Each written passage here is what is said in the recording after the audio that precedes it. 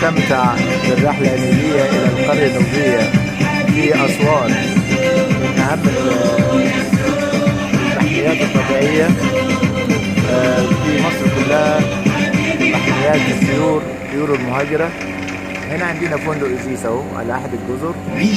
يعني أنت حضرتك لما تاجي هنا بص كده، الرحلة النيلية دي للقرية النوبية الأهمية بتاعتها إنك بتبحر ما بين الجزر والشلال، الشلال الأول.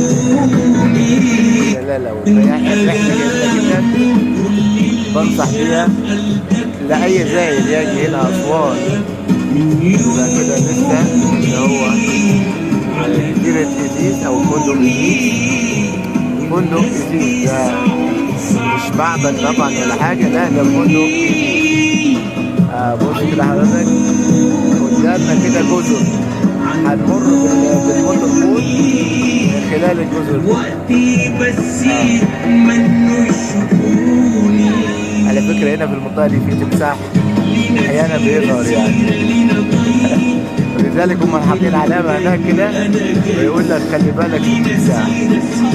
يعني دي إرشادات، علامة صغيرة كده ساين يقول لك خلي بالك من التمساح اللي هنا.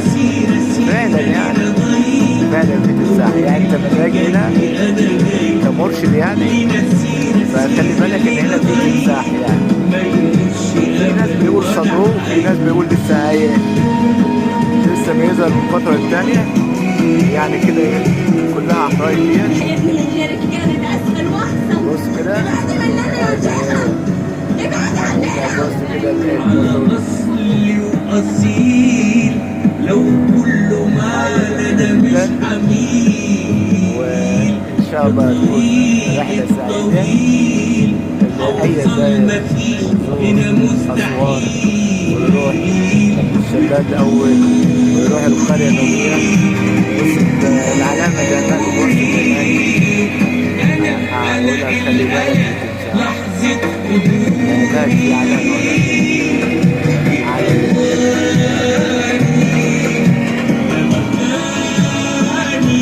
زيارة حلوة جميلة جدا، وأنا بوصي بيها لأي زائر يعمل رحلة لأسوان في زيارة القرية النوبية والنوبة أو بلاد الذهب.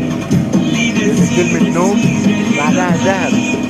النوبيين يعني الناس اللي هم عايشين بالقرب من مناجم الذهب. بص كده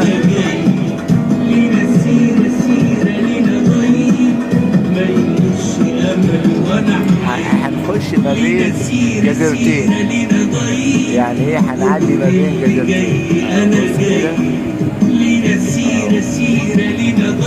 احنا هنا جزيرة على يميننا وجزيرة على شمالنا. شوف الممر حضرتك، ادي الممر.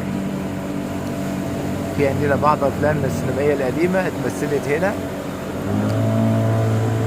في المكان ده.